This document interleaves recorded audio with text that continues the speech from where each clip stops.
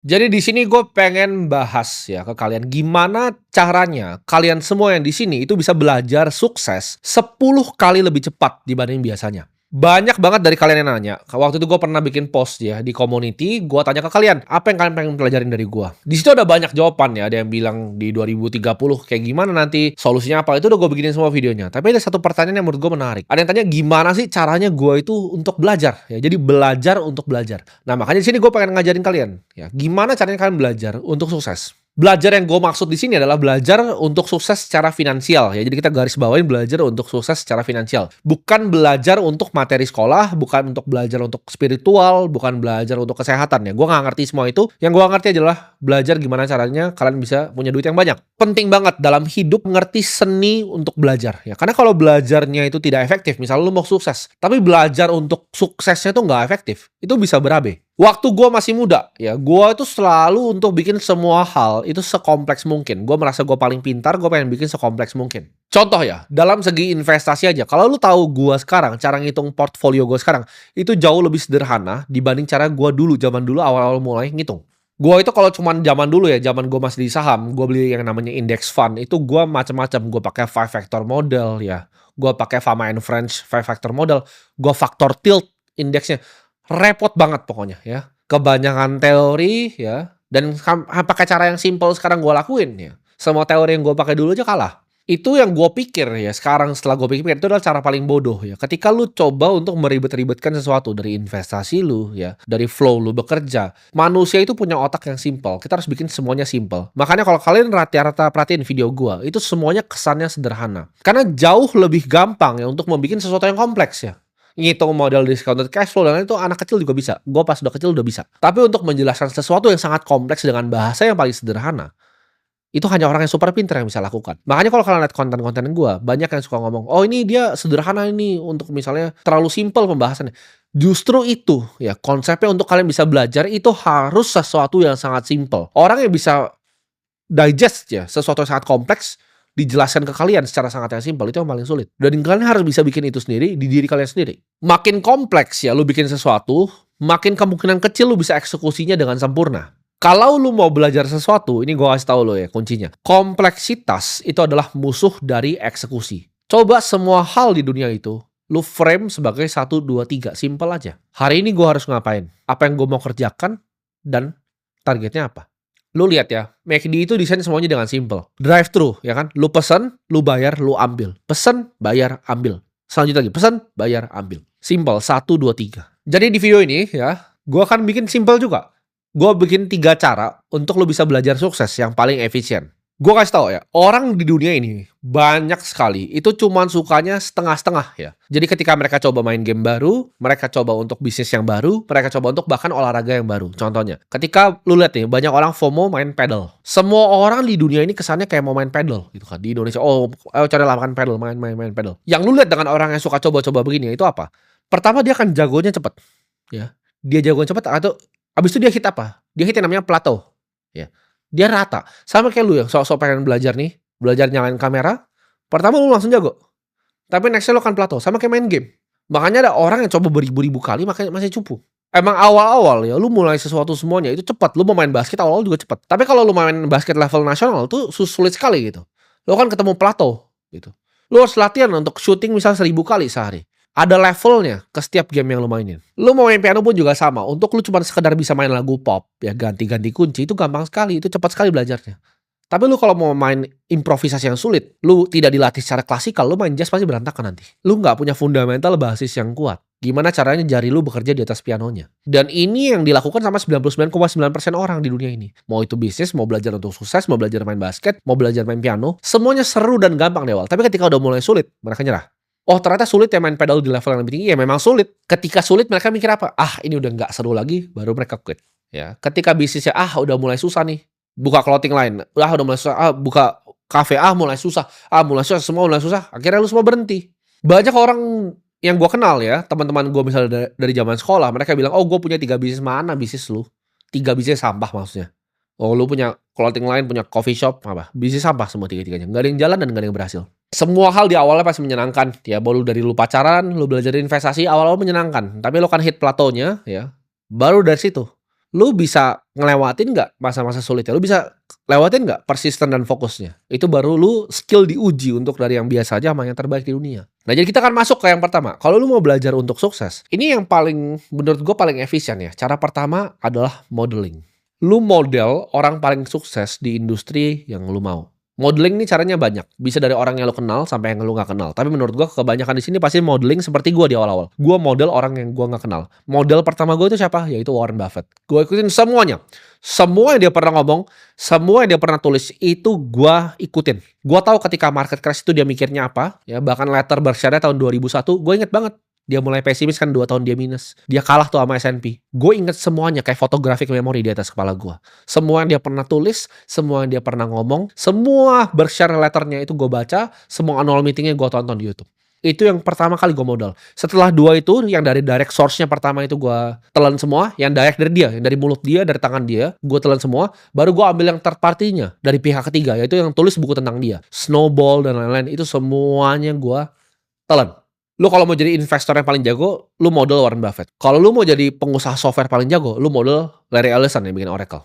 Lu jangan cuman cari role model yang standar. Nah, ini yang gue bilang. Kenapa gue ngerasa 2 juta yang nonton di sini itu kebanyakan belepotan ngeliat modeling ini. Gue kasih contoh ya. Kalian kan semua nonton video gue ini. Kenapa? Karena mungkin gue orang yang bikin triliunan ya dari market. Dan kalian pengen belajar, oh gimana caranya bisa bikin duit triliunan dari market juga. Tapi di situ gue suka lihat dari audiens gue, preferensinya. Gue cek itu, channel-channel yang kalian buka selain channel gue. Itu semuanya channel sampah yang orangnya nggak punya duit. Jadi lu setelah nonton gue, lu nonton sampah. Lu nonton gue, lu nonton sampah lagi. Lu nonton gue, lu nonton sampah lagi. Akhirnya lu dapet apa? Isinya sampah 90% ini. Other channel 1-9 yang audiens gue nonton, itu semuanya sampah. Gue gak usah sebut channelnya apa. Jadi lu jangan cari role model yang standar. Bahkan lu mau belajar investasi, jangan belajar dari orang yang cuma punya 100M. Banyak tuh ada ya gue lihat ya, orang cuma punya 100M. Baru beli Ferrari gitu, 100M. Lu modal orang yang 100M, ya. Duit lu paling cuma jadi berapa? Paling jadi 100 juta. Gue itu modal orang yang ribuan triliun. Lu harus cari yang terbaik, yang superstar di bidangnya. Jangan yang biasa-biasa aja. Harus superstar. Kenapa? Kalau nggak superstar, nggak yang terbaik, the best of the best. Lu modal orang yang biasa aja, yang cuma punya duit 100M nih misalnya. Udah tua, udah 30 punya 100M. Itu apa hasilnya? Model lu aja cuman segitu. Kalau lu biasa lu cari yang good ya, bukan yang the best of the best, cuman good doang. Lu jadinya di bawah jadinya. Tapi kalau lu cari the best of the best, kayak gue nih, gue cari the best of the best. Emang belum nyampe gue, tapi on the way progressnya gue udah 1T nih, karena gue modelnya the best of the best. Ketika gue liat kripto yang gue model siapa? CZ, the best of the best. Semuanya gue temuin orangnya di Bali, gue ajak ngobrol, gue belajar dari beliau. Bahkan sekarang gue bikin exchange gue sendiri, ikutin langkah-langkahnya. Itu gue model the best of the best. Gue gak cuma cari tengah. Gue gak cari cuma orang yang punya 1 triliun. Enggak, gue cari yang punya ribuan triliun. Karena gue pengennya kesana. Gue gak pengen cuma 1 triliun. Nah lu lihat yang lu mau model sebagai investor siapa? Orang yang udah kakek-kakek tua, cuma punya 2 triliun di umur 60 tahun. Atau anak umur 24 tahun yang duitnya udah mau ngejar. Kan di situ lu bisa lihat trajektori hidupnya kan. Jadi jangan lu konsumsi sesuatu dari yang the best of the best, terus lu campurin sama opini sampah. Itu lu bakal belepotan nanti. Lu kalau mau belajar untuk sukses, lu harus bisa model. Kenapa? Karena orang yang udah sukses, mereka udah tahu jalannya. Mereka udah lebih tahu jalannya dibanding lu. Sama kayak lu naik gunung, lu butuh guide yang udah pernah naik gunungnya ribuan kali. Lu kalau mau naik Mount Everest, lu gak mungkin cari Sherpa ya yang baru sekali naik. Lu pasti cari yang udah ratusan kali naik Everest dan turun selamat. Kenapa? Karena lu takut lu mati kalau lu naik kan. Sama persis dengan sukses. Hati-hati lu dengerin siapa. Ini gue akan kasih tahu ya, gue belajar modeling ini sebenarnya bukan dari bisnis ya. Gue belajar model ini dari main game. Gue dulu main game komputer, itu namanya League of Legends ya. Itu ada 5 role di sana, ya persis mirip lah seperti Mobile Legends. Tapi Mobile Legends copy paste-nya lah. Di game ini, gue belajar untuk modeling. Jadi ketika gue main satu role, gue ngeliat orang paling jago. Siapa sih yang main ini? Oh, orang Korea nih. Let's say namanya si A. Itu gue tontonin cara main si A. Nah, gimana caranya gue belajar main gamenya? Ketika dia melakukan sesuatu gerakan, gue pause videonya. Lalu gue mikir, di posisi yang sama, apa yang gue harus lakukan? Baru gue play lagi. Kalau beda, ternyata decision making gue jelek nih. Gue stop lagi kadang gitu.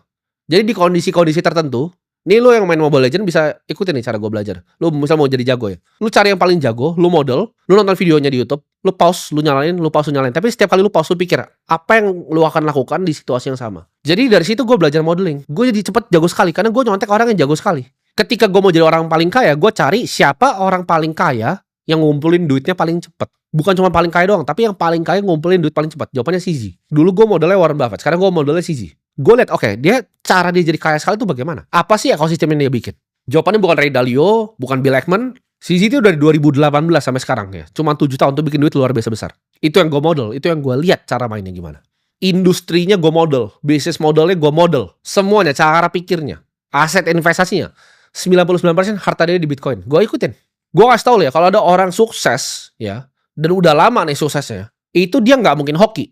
Kalau suksesnya konsisten, ada hal yang dia tahu yang lu nggak tahu. Mereka itu ngelakuin sesuatu hal itu berbeda dari yang lu lakuin. Karena orang yang sudah capai apa yang lu mau, itu mereka sudah semuanya ngeliat jalannya. Ya.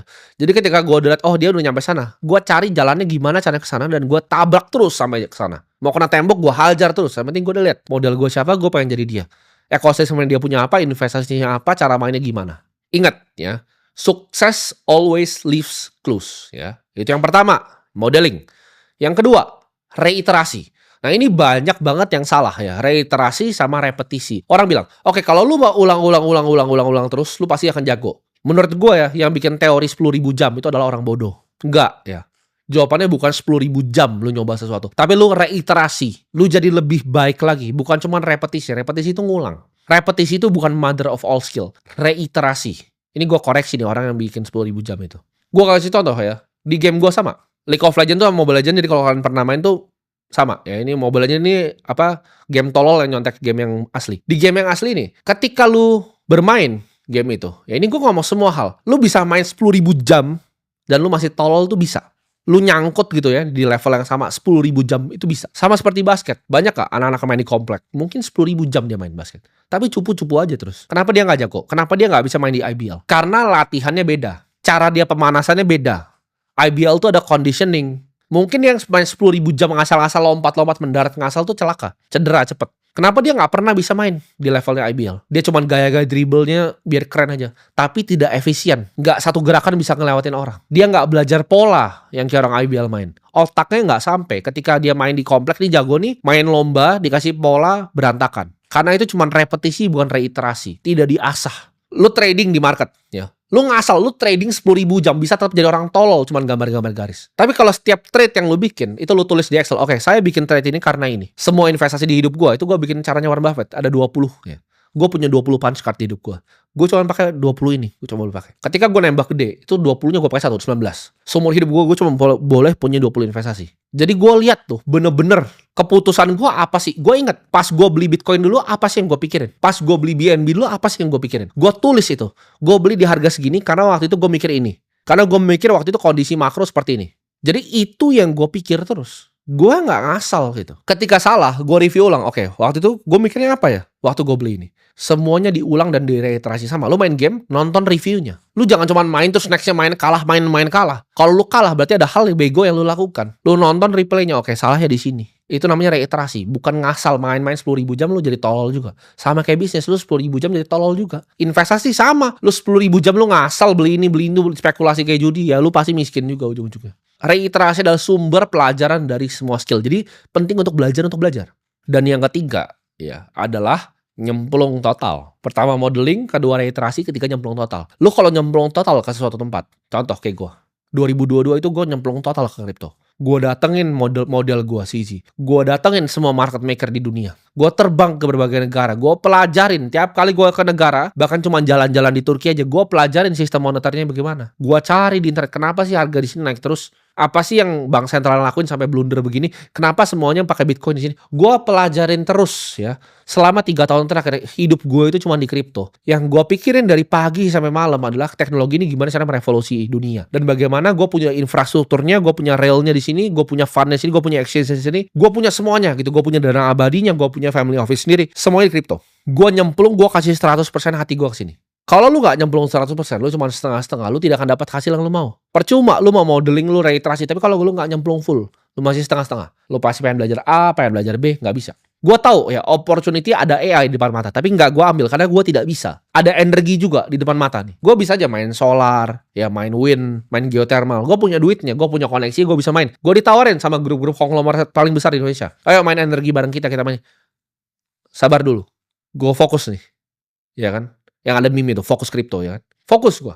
Mau lu orang bercanda itu gue gak masalah, terserah. Tapi gue tahu dalam 10 tahun gue jadi yang terbaik di industrinya. Lu kalau bisa buktiin gue, ada industri lain yang bisa bikin orang kaya lebih banyak dan lebih cepat dari kripto, gue akan pindah. Karena jawabannya di bumi ini tidak ada. Oh lu jual kripto enggak, lu orang goblok bawah kolong jembatan. Orang paling cepat dan paling kaya ya di dunia ini, listnya ini paling banyak, Itu dari satu industri kripto, bahkan bukan AI. Perhatikan, Sam Altman yang bikin Scale AI semua. Kripto tuh lebih cepat, lebih banyak, lebih kaya. Ketika lu nyemplung, lu akan beli semua bukunya ya. Semua buku tentang kripto lu harus beli. Semua resource tentang itu lu harus beli. Seperti gua. Gua beli semua buku tentang kripto. Semua yang ada, semua. Gua ngomong semua. Dari lu mau Bitcoin Standard yang semua orang tahu, Broken Money Lyn Alden, semua gue beli. Ya, nggak ada buku kripto yang belum gue baca di dunia ini. Semua white paper top 100 koin sudah pernah gue baca dari atas sampai bawah. Lu mau sukses, do it all the way. Lakuin sampai ujung. Jadi 3 ya, gue rekap. Model orang yang paling sukses di bidangnya yang lu mau jadi. Kedua adalah lu reiterasi terus skillnya sampai jadi lebih baik. Bukan 10.000 jam tapi reiterasi. Diulang terus tapi dengan niat. Apa yang mau diperbaiki dari pengulangannya. Dan yang ketiga lu harus nyemplung ya. Lu all in, all the way. Semua duit itu lu habiskan untuk belajar di situ. 3 ini lu kuasain, itu cara belajar untuk sukses 10 kali lebih cepat.